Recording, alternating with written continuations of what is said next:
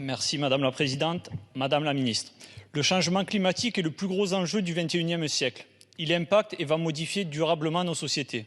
Ses causes sont principalement humaines, entraînées par un capitalisme affamé qui consomme et pollue plus que la Terre n'est capable de supporter. Son évolution et ses effets sont rapportés dans les publications du GIEC. Cependant, la réponse sociétale est bien en dessous de ce qui est attendu, tant au niveau de la réduction des causes comme les gaz à effet de serre que de l'adaptation à ses conséquences. Dès lors, dans un monde à plus 2 degrés, ou pire encore à plus 4, ce sont tous les secteurs qui doivent s'adapter.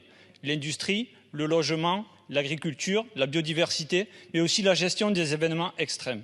L'adaptation est nécessaire pour maintenir la vivabilité des territoires, mais aussi l'activité économique. Dans un souci de bien commun, il est donc urgent de former les générations futures à une adaptabilité aux problèmes dont on ne connaît pas encore les solutions. Rendre optionnel l'enseignement scientifique dès le lycée est un exemple type de maladaptation dès l'enfance. C'est ainsi plusieurs générations qui sont avortées d'un savoir pourtant essentiel à la survie de notre civilisation.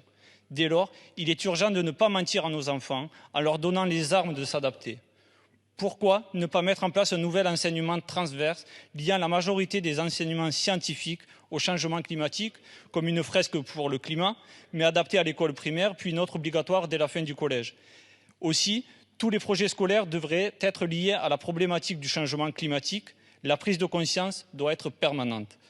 Le changement climatique est de partout dans la vie, alors qu'il soit partout à l'école. Je vous remercie.